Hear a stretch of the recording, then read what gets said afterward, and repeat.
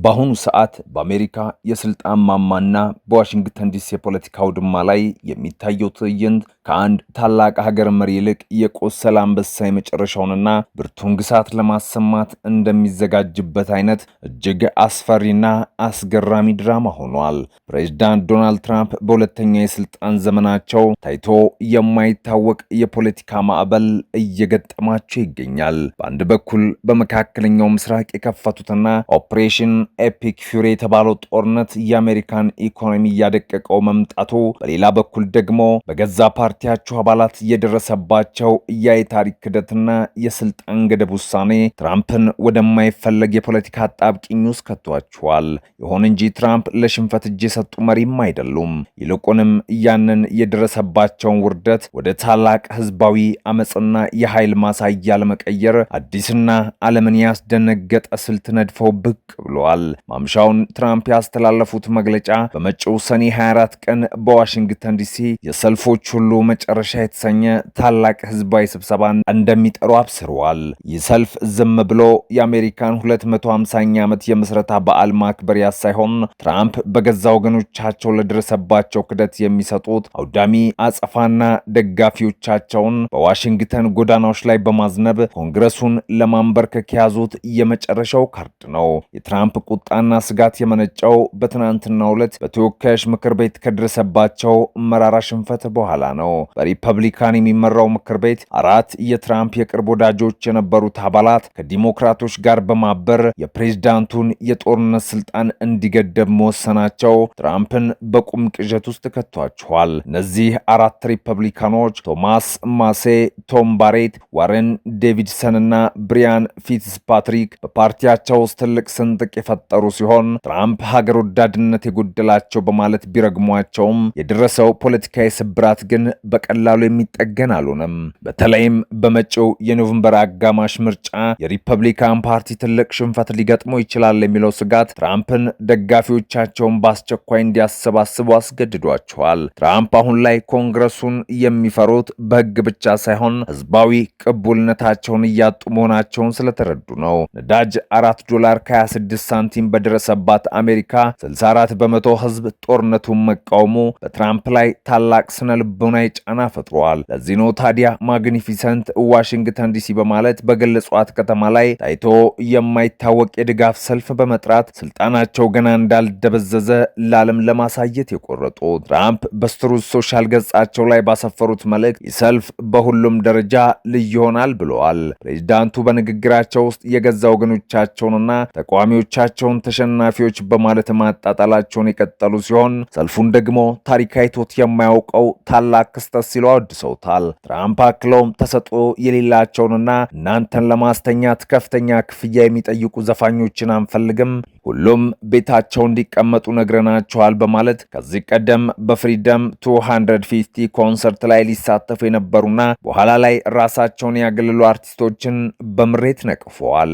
እንደ ማርቲና ማክብራይድ፣ ብሬት ሚካኤል፣ ያንግ ኤምሲ እና ዘ ኮሞዶርስ ያሉ ታዋቂ አርቲስቶች ከትራምፕ ጋር መሰለፍን በመፍራት ራሳቸውን ማግለላቸው ትራምፕ በኪነ ጥበብ ዓለምም ጭምር መገለል እንደጀመሩ የሚያሳይ ነው። ሆኖም ትራምፕ ይህንን ውርደት ለመሸፈን ሰልፉን ወደ ማጋ የፖለቲካ አውድማነት ቀይረውታል። አርቲስቶቹ ሲከዱኝ ህዝቡ ግን ከጎኔን የሚል መልእክት ለማስተላለፍ በሰልፍ ላይ ታማኝ የሆኑትን እንደ ሊግራውንድ ያሉ አርቲስቶችንና ግዙፍ የጦር ሰራዊት ባንዶችን አሰልፏል። የሰኔ 24ቱ ሰልፍ ስትራቴጂክ ዓላማውም እጅግ ጥልቅ ነው። ትራምፕ ዋሽንግተን ዲሲን በዓለም ላይ ካሉ አስተማማኝ ከተሞች አንዷ በማለት መጥራታቸው በከተማዋ ላይ ያላቸውን ፍጹም ቁጥጥር ለማሳየት ነው። ፕሬዚዳንቱ ይህንን ሰልፍ የሚጠቀሙበት በኮንግረስ ውስጥ ያመጹባቸው ሪፐብሊካኖች ለማስፈራራትና ደጋፊዎቻቸው በእነዚህ ከዳተኞች ላይ ተቃውሞ እንዲያስነሱ ለማነሳሳት ነው። ትራምፕ አሁን ያለባቸው ሁኔታ ከማዕበሉ በፊት ያለ ጸጥታ ሳይሆን ማዕበሉን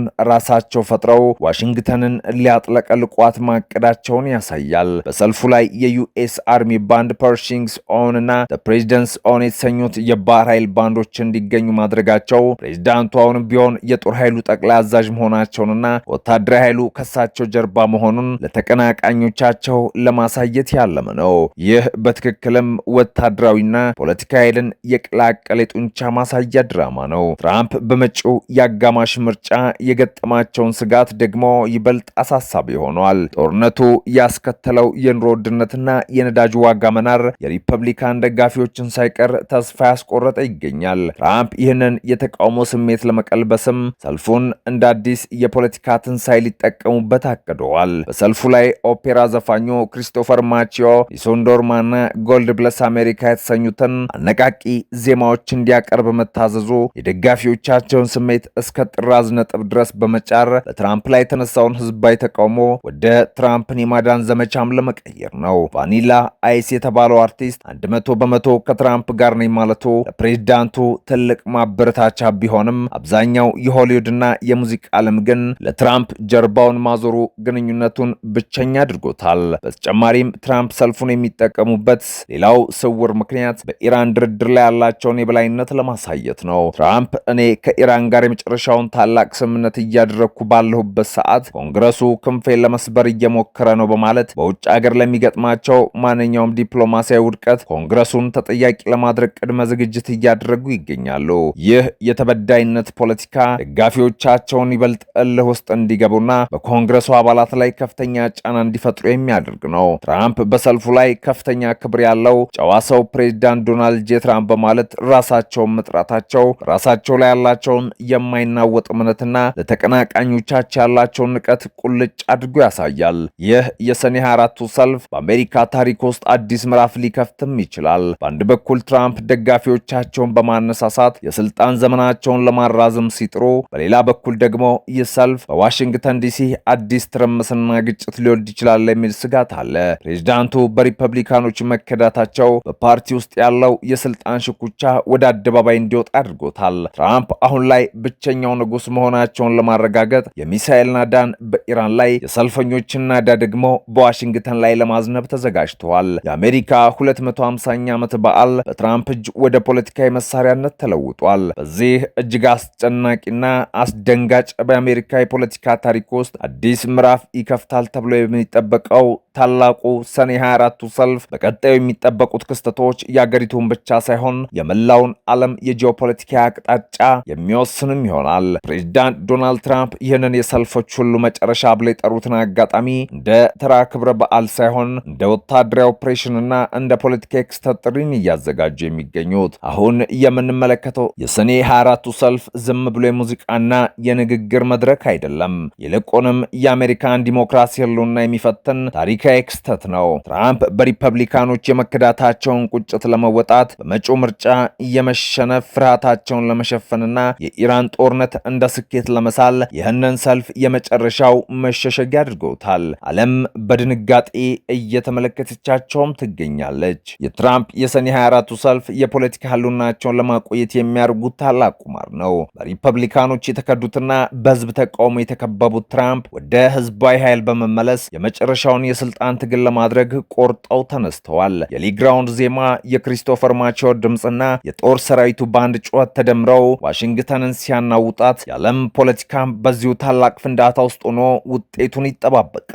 ትራምፕ ደጋፊዎቻቸውን በማሰባሰብ ምርጫውን ያሸንፍ ይሆን ወይስ ይህ የሰልፈኞች ሁሉ መጨረሻ የትራምፕ የስልጣን ዘመን ማብቂያ ምልክትም ይሆናል የሚለው ጥያቄ በቀጣይ ቀናት የሚመለስ ይሆናል።